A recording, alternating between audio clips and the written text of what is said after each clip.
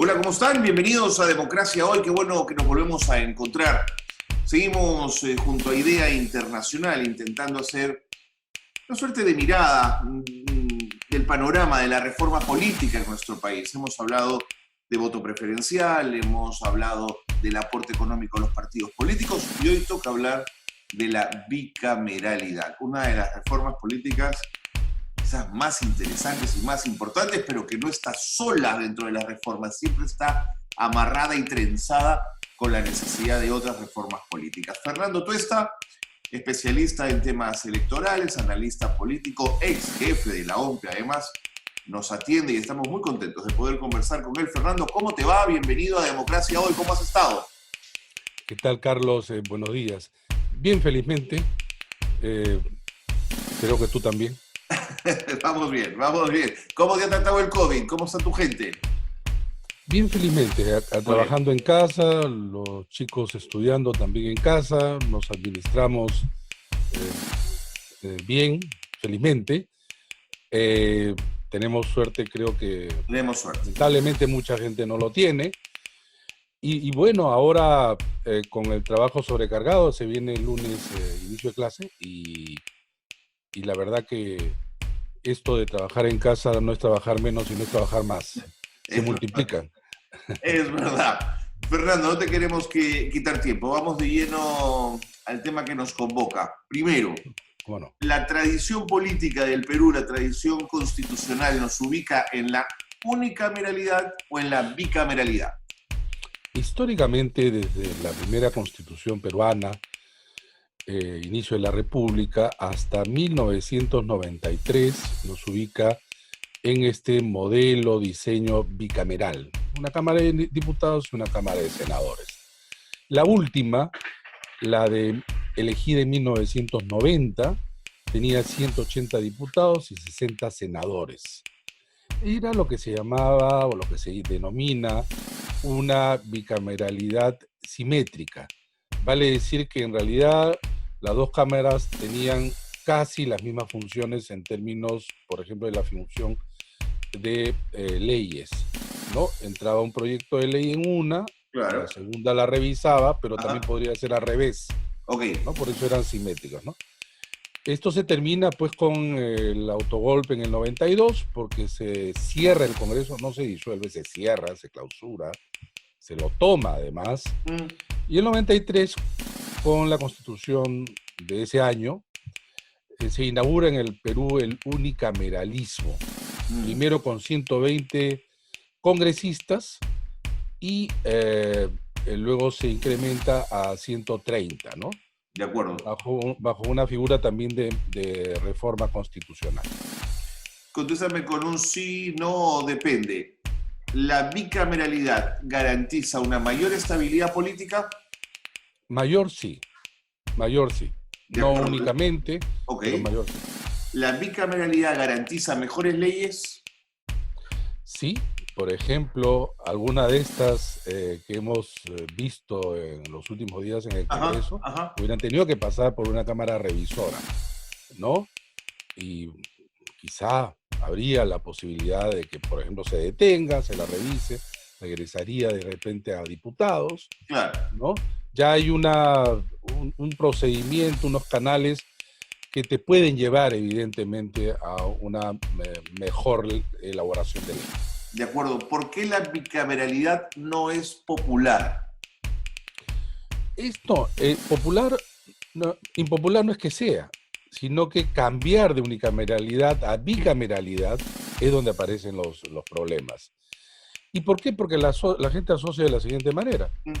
Los parlamentos no nos gustan, estos congresistas no nos gustan, una segunda cámara lo que va a hacer es aumentar en número y por lo tanto en el aumento, en el incremento de parlamentarios que no nos gusta. Entonces, ¿para qué más? ¿No? Ese más o menos es el razonamiento simple al que han colaborado evidentemente los congresistas, ¿no? Con su desempeño. Pero estas discusiones son más especializadas, ¿no? Requieren conocimiento, ¿no? Claro, porque además este argumento de la bicameralidad es más cara. Cuidado, no necesariamente, ¿no es cierto? Claro, por ejemplo, la bicameralidad en el Perú costaba X Ajá. Y el primer año de la unicameralidad evidentemente bajó, pero inmediatamente comenzó a subir Claro. y el presupuesto unicameral ha sido mayor en promedio que el bicameralidad en el Perú. Ahora bien, en la reforma política se colocó que, por ejemplo, pasar a la bicameralidad debería tener la siguiente condición, no tanto el número de congresistas, sino la parte del presupuesto que tú estás comentando. Y se decía que no debía pasar el presupuesto de la unicameralidad. Entonces esto requeriría, exigiría una mejor gestión de los recursos del Parlamento, ¿no? Y de esta manera poder contar con una segunda cámara sin que, repito, esto le cueste al fisco. De acuerdo. ¿La bicameralidad garantiza una mejor representación política? Si es que está bien diseñada, sí. Si es que está bien diseñada, sí. Claro. De todas maneras. Por ejemplo, como hay una presión muy fuerte acerca del número, se quiere entonces mantenerse dentro de este cinturón que aprieta, claro, y por lo tanto no moverlo. Y dicen, por ejemplo, de 130 sacamos para todo. Yo creo que no. Si es que se decide, hay que decidir bien. Hay que tener capacidad de persuasión y hay que decirle a la gente lo siguiente. Porque creo que la discusión sobre el número empieza con el número total y final. Claro, se dice, por ejemplo, van a haber, imagínate, tú ahora hay 130, van a haber 200. La gente se espanta. Claro. Pero si tú le dices, mira, a los electores o los ciudadanos de Pasco, ustedes tienen 2 congresistas. Tienen un territorio de este tamaño, pero por la población y la extensión, ustedes deberían de tener en realidad 4, o deberían de tener 5. ¿Están ustedes de acuerdo? Probablemente te digan que sí. Pero tú pregúnteles a ellos si quieren que el Congreso se incremente en esos 5 que ellos tienen. Claro. Y al inicio dirá, ¿qué importa? Pero si le dices que se van a distribuir en las otras regiones, te van a decir que no, ¿no? La discusión creo que está mal planteada. Y el problema es que quienes tienen que convencer, quienes aparecen que tienen que convencer, son los congresistas. Claro. Y ante la gente esos aparecen con, no, lo que pasa es que tú quieres reelegirte. Claro. Lo que pasa es que tú eres tal por cual, tu desempeño ha sido deprimente. Entonces estamos un poco entrampados, ciertamente. Ahora bien, perdimos la gran oportunidad de la bicameralidad en el referéndum, motivado también por los mismos congresistas del Parlamento disuelto. Sí, porque desnaturalizaron justamente la propuesta, sí, ¿no? Quiero preguntarte de ello, pero para terminar un poco de configurar la importancia de la bicameralidad, tengo la sensación que cuando se hablaba de una cámara baja y una cámara alta, la cámara alta estaba conformada por una suerte de jurisconsultos que entendían y reflexionaban sobre el país, mientras que la baja discutía la cosa menuda y política cotidiana de la vida del Perú, digamos. ¿Esto era así? Mira, ¿habían ciertos celos? No, celos no. Mira, lo que pasa es que, por ejemplo, la edad mínima para ser diputado era 25 años. Claro, tú puedes ingresar muy joven. Claro. Desde un Alan García hasta un Javier Descanseco ingresaron muy jóvenes. Sí, señor. Pero no hubieran podido ser senadores de inicio. Si no, lo fue, en todo caso, Descanseco pasó a los 35. Alan García a los 36 ya era presidente de la República. Claro. ¿No? Y ahí viene el otro tema. Eran políticos que hacían carrera. Sí, señor. Entonces, esto es algo que se ha perdido por congresistas furtivos, congresistas de un periodo, ¿no? Que ya es un tema un poco más amplio. Pero, evidentemente, tenías que tener 10 años más como promedio. Y entonces, muchos congresistas de diputados pasaban a senadores. Y los senadores eran menos, y ahí estaban los dirigentes de muchos partidos, ¿no? Entonces tú tenías pues una cámara con dirigentes de polendas, ¿no? Ahora, claro, no hay que idealizar, porque también habían críticas sobre ellos, ¿no? De acuerdo. Ni que el solo hecho que tú tengas Senado van a aparecer de la noche a la mañana, digamos, una gran cantidad. Claro. Una playa de políticos de reloj. ¿No? Un Senado romano, ¿no? Ni mucho menos, pero de ayudar se ayuda. De acuerdo. Porque, por ejemplo, nuevamente, muchas leyes promulgadas en el Congreso pasan al Ejecutivo y son observadas porque están mal hechas. Así es. Algunas Bueno, técnicamente mal hechas. Ya no hablemos del contenido, sino no, técnicamente seguro. mal hechas, De ¿no? acuerdo, de De acuerdo. errores. Eso se Fernando, revisa, por ejemplo, en Senado, ¿no? el tiempo me gana y quiero revisar algunas cosas puntuales contigo. El 9 de agosto Bueno, del 2018, el Ejecutivo presentó un proyecto, había instauración de bicameralidad, había una división de macrodistritos electorales, ¿no es cierto?, para la elección de senadores y microdistritos para diputados. Se hablaba de 30 senadores, 100 diputados para un periodo de 5 años, incluso paridad de género, que era una interesante propuesta. ¿Te gustaba esa fórmula? no, no. ¿Por qué? Sería un poquito largo, pero en realidad no hay que colocar, desde mi punto de vista, el número en la Constitución. Ya. En muchos países esto no existe, esto Sí, lo sí. dejas a las leyes Es orgánicas. verdad. Porque los parlamentos crecen. Ese es uno, ¿no? Y eso de macro, micro era realmente una crítica que le hice. La Comisión de Alto Nivel para la Reforma Política propuso otro diseño. Así es. Para empezar, retiró el tema del número y comenzó a hablarse de representación departamental regional Ok. y una mixtura en Senado donde se garantizaba al menos un senador por Parlamento región y una bolsa con circunscripción única a nivel nacional, ¿no? Esto requeriría una discusión mayor, pero nosotros presentamos al Ejecutivo todo el paquete.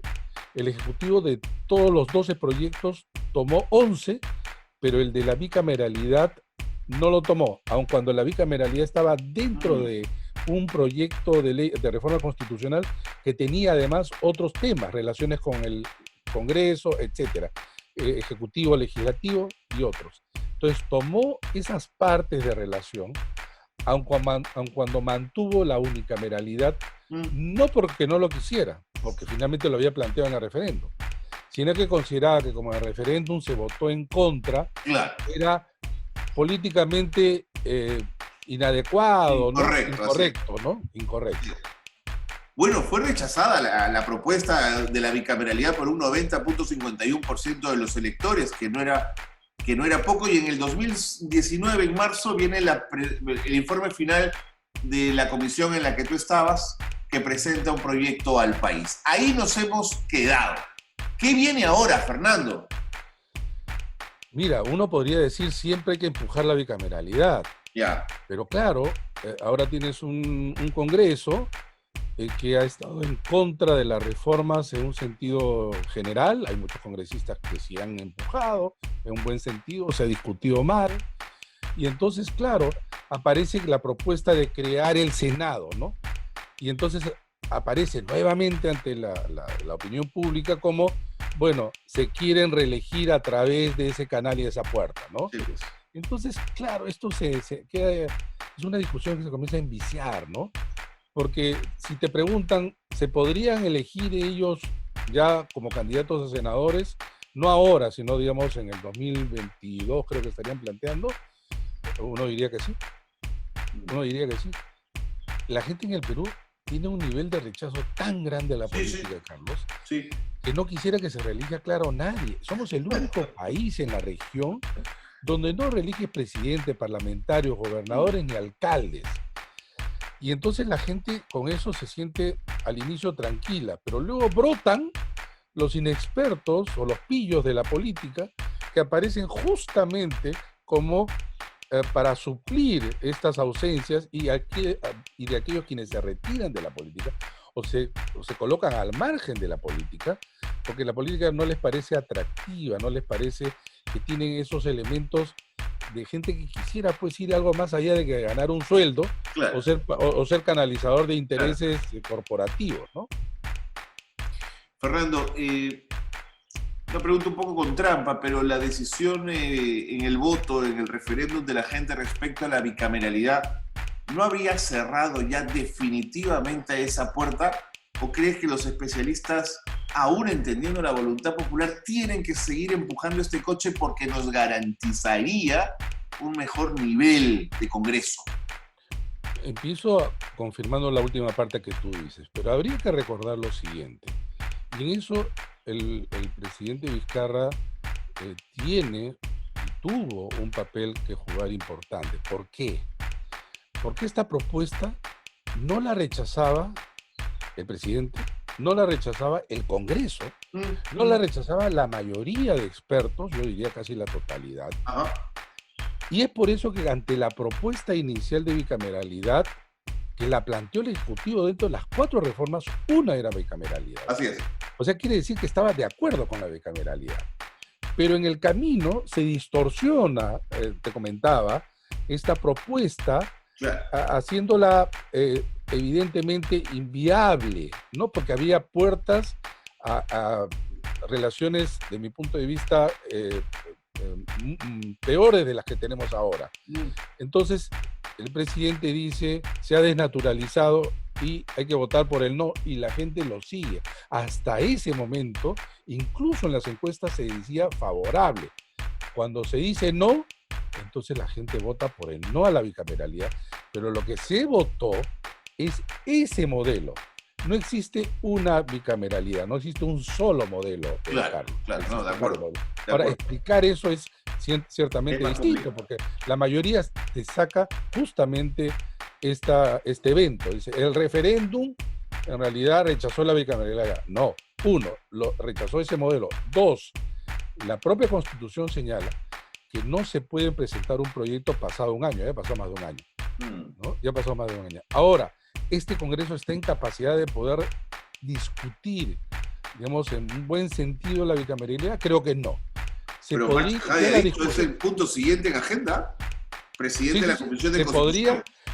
Pero mira, yo soy miembro de la Comisión Consultiva, nosotros renunciamos con un número alto también de sus miembros, el nivel de debate es realmente pobre. Ahora, el próximo Congreso garantiza de todas maneras que esto va a ser así. Yo no lo sé. Tú tampoco. No lo sabemos, va a depender de cómo elijamos, ¿no? Va a depender un poco de la oferta, porque ese es el tema en el Perú, no es que en general uno rechace, sino que es como cuando tú tienes un menú, ¿no? Y muchas veces tienes un menú acotado, un menú cuyos productos que te muestran no necesariamente es lo que tú quisieras. De acuerdo. Y tienes que escoger, es como que vas a un restaurante, te dan un menú, te quedan 2 cosas, ¿comes o no comes? Vale, decir, ¿votas por ellos o no votas por ellos? ¿No? Claro. Y entre ellos, el plato que quieres. Fernando, una última pregunta que tiene que ver con algo más político.